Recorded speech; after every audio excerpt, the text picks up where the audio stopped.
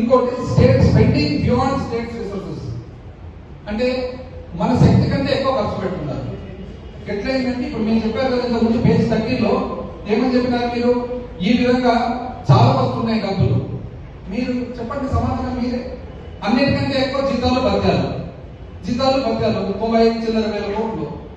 అదే కదండి హైయెస్ట్. మీకు తెలిసే కదా జరిగింది 42% పిఆర్సీ ట్రీట్మెంట్ మీరు ఇచ్చిన తర్వాత కదా పెరిగింది.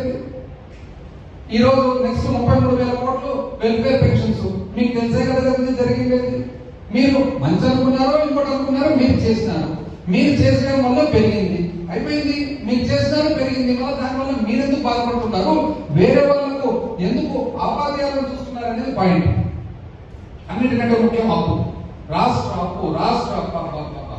అసలు అప్పు గురించి చూస్తే అసలు ఎంత అన్యాయంగా అప్పు గురించి ఎడపెడ అప్పులు, పైగా ఓడి ఈనాడు ఏమాత్రం తగ్గని రాష్ట్ర ప్రభుత్వ రుణాలు. మంచిది. అప్పులతో నెట్టుకొస్తున్నాం యనమల రామకృష్ణ గారు. అప్పులపై అబద్ధాలు ఏబిఎన్ ఆంధ్రజ్యోతి. కొత్తగా ఇంకో 1000 కోట్ల అప్పు. అబ్బా, అప్పుల్లో సరికొత్త రికార్డు. అబ్బా, ఇది ఈనాడు. మరో 1000 కోట్ల అప్పు ఈనాడు. 3000 కోట్లు అప్పు ఈనాడు. అనధికారికంగా అప్పులు ఈనాడు. దాచేస్తే దాగని దారుణం ఈనాడు. ఆంధ్రజ్యోతి ఈనాడు. ఆంధ్రజ్యోతి. ఇంకో 1000 కోట్ల అప్పు ఆర్బీఐ అన్నది. రాష్ట్రానికి గుడివాడగా అప్పులు ఈనాడు. గ్రాంట్లలో భారీ కోత ఏబిఎన్. ఆస్తుల సృష్టి లేదు పురంధేశ్వరి గారు ఈనాడు. ఇది ఇంకా ఆశ్చర్యం చెప్తాను అనేది. ఆ తర్వాత ప్రజల వ్యక్తులు 10 లక్షల కోట్ల అప్పు పురంధేశ్వరి గారు. కాకు చెప్పవన్నీ కాకి లేఖలు. అప్పులపై ద్వంద్వ వైఖరి. అప్పు చేయని నెల ఉందా అంటే ఇప్పుడు ఇటువంటి పరిస్థితులు మాట్లాడిన గంటా శ్రీనివాసరావు గారు కూడా మాట్లాడారు అన్నమాట అప్పుల గురించి. ఆయన ఏపీ అప్పులు 4 లక్షలు తిన్నారు ఏంటండి అంటే ఇప్పుడు ఏమైంది, ఇప్పుడు ఎందుకు పోనీ ఇంత చాలా ఎంతో ఎంతో అంటే చాలా రాష్ట్రం మీద ఎంతో కన్సర్న్ తో ఇవైతే రాశారు కదా, అది కేవలం 2019 నుంచి 2024 వరకు అప్పుల మీద రాష్ట్రం మీద అంత కన్సర్న్ ఈనాడు ఆంధ్రజ్యోతి ఎప్పుడు ఉండాలి కదండి కన్సర్న్. ఇప్పుడు ఈ ఒక్క 2 నెలల్లోనే జూన్ 25వ తేదీ 2000 కోట్లు అప్పు చేసినారు ప్రభుత్వం. జూలై 2వ తేదీ 5000 కోట్లు అప్పు చేసింది ప్రభుత్వం. జూలై 16 2000 కోట్లు అప్పు చేసింది ప్రభుత్వం. 9000. ఇప్పట్లో తొందరలోనే 3000 కోట్లు. ఒక్క రోజున పేపర్లో కనపడిందండి ఇక్కడ అప్పని.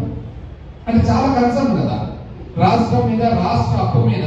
2019లో కన్సర్న్ స్టార్ట్ అవుతుంది, మనకు చాలా ఇది ఆవేదన స్టార్ట్ అవుతుంది. 2024లో ఆవేదన బంద్ అవుతుంది.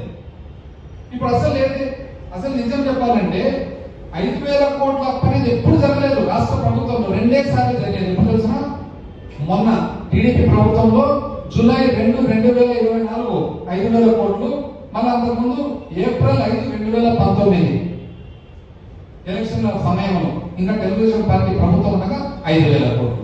అప్పట్లో అప్పులండి మే 14, 2014 2000 కోట్లు. సెప్టెంబర్ 2000 కోట్లు. సెప్టెంబర్ 2000 కోట్లు. 2019 1000 కోట్లు. 5000, 500, 500, 5000, 2500, 1000. అప్పుడెందుకు రాయలేదండి అప్పుల గురించి? ఇప్పుడు మన మీద మనకు అంత కన్సర్న్ ఉన్నప్పుడు అప్పుడు రాయాలి, ఇప్పుడు రాయాలి కదా రాష్ట్ర అప్పుల గురించి. అంటే మేము చేస్తేనేమో అప్పు, తెలుగుదేశం చేస్తేనేమో నిప్పు, అంతే కదా.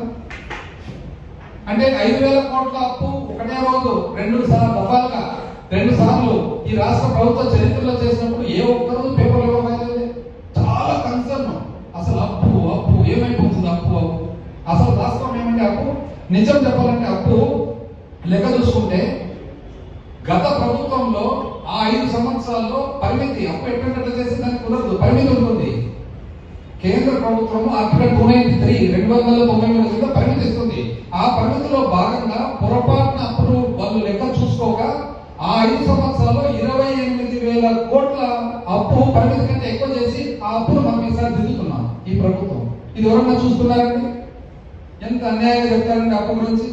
అసలు దాన్ని చెప్పేటప్పుడు కూడా ఎంతో ఒక లాజిక్, ఒక మీనింగ్ లేకుండా చెప్తారండి.